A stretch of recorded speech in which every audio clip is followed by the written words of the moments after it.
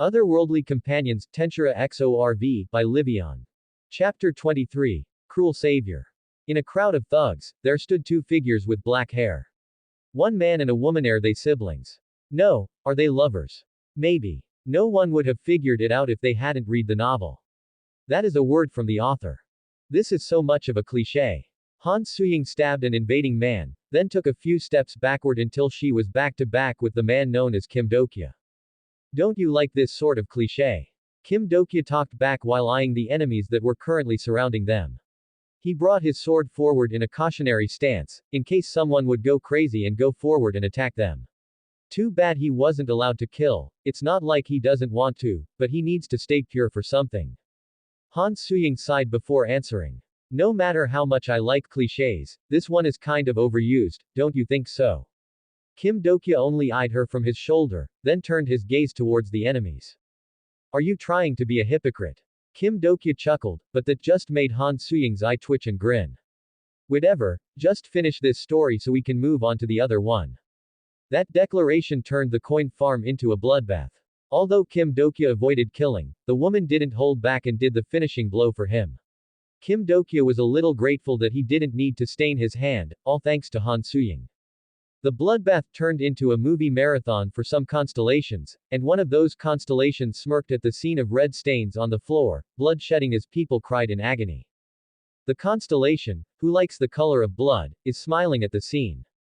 That message popped up in front of Kim Dokya, and then it gave him shivers as cold sweats ran down his neck.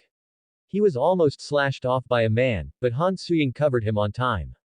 Letting the princess save the ugly duckling. This makes a nice inspiration. Han Suying grinned cheekily and smacked the latter on his shoulders to break him out of his thoughts. Don't go blank all of a sudden, dude. Are you half asleep? Do you want this princess to give you a kiss?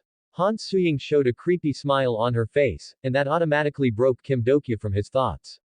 Shut up, Kim Dokya said before avoiding a sword that was meant to slash his back. He turned around and sent the attempter away with a raise of a leg, making the attempter stay on the air until crashing down in a crowd. A total of 18,000 coins have been obtained. Look, isn't this a very tasty profit? Han Suying said happily as she stared at her own system messages. A taste of victory and gain made her smile to the point where her lips parted to show her teeth. It's a shame that I have to share this with her. Let's just call it a cut for her hard work. Kim Dokya thought to himself while looking at the idiotic appearance of the woman beside him. Ha ha. I should have known. A man's laugh caught the attention of Kim Dokya and Han Suying. They could see the man was onto ground, panting heavily while looking at Dokya. It turns out the man was Yun, Kim Dokya's ex-colleague. Yun huffed heavy breaths between his swollen cheeks, his hand gripping the blade as it was pointed on the ground. I should have known when I heard those rumors. That was Yun's last words before Han Suying sliced his neck, sending his head on the air then rolling on the ground. What's he talking about? He sure talks a lot for a bit of character. Han Suying wiped the blood off her cheeks as she turned around to look at Dokya. Her eyes were wandering on the man's face as it displayed a pained expression. What's with that expression? Are you sad because I killed him? Han Suying asked. Kim Dokya's eyes widened after he realized his own display of expression. What? Do I look sad? Kim Dokya thought to himself. He tried to find a reason behind his reaction to Yun's death, and then those memories of spending time with him came in. Right, a colleague who used to talk to me is dead. Seriously, constellations don't like too much drama. Just kill them already to gain more coins. Han Suying said and kneeled to grab something from a corpse. Her hands itched to not steal anything useful from them. Kim Dokya smirked and joined her. Both of them didn't have the conscience to leave anything useful, so they searched the corpses for anything they could use. This looks useful. Kim Dokya stripped the dead man and stole his clothes. Han Suying was over there, grabbing the bodies and cradling her hands to search for anything. When she found nothing, she turned around to see the latter dressed up formally. Item. Old gentleman's suit B-grade armor. A brown suit worn by a gentleman. It may be old, but it's still clean. I swear that you'll end up in hell. Do you have no conscience for stealing a dead man's clothes? You're really heartless, aren't you? Han Suying said with a slight frown, although she was no different. Stop the hypocrisy. If you were in my position and found nice clothing, there's no doubt you'd do the same. Kim Dokya countered back while he fixed his necktie. Han Suying tried to snap back, but it got interrupted by the people's murmur. Both of them looked at the people, seeing the hope in their eyes, as if they were looking at their saviors. The people were inching slowly towards their saviors, Kim Dokya and Han Suying. However, Kim Dokya stopped them with his hand, raising it as a sign to not step closer towards him. He felt pity for the people, but that's the only thing he could do. Pity them. Sorry, but I won't be able to help you from now on. You're on your own from here. The constellation, who uses salvation as propaganda, is disappointed at your words. Those words came out of Kim Dokya's mouth without remorse. It immediately shattered the hope of the people, their faces turned from hopeful to resentment and despair.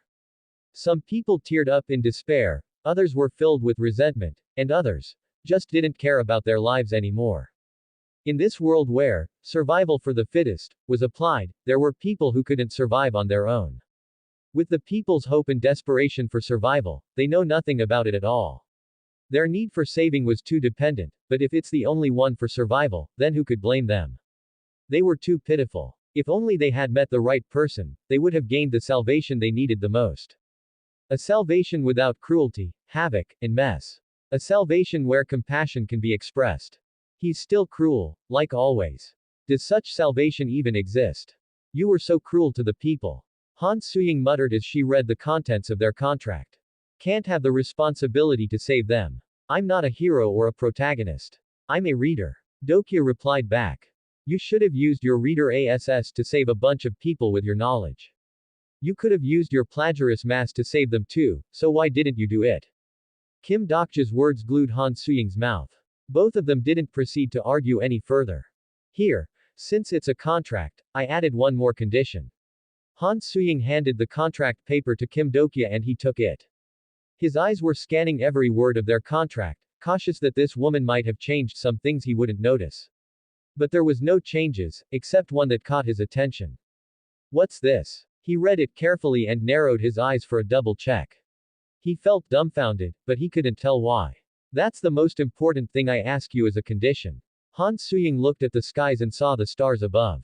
Then she sighed before looking at Dokya, looking directly into his eyes for some time.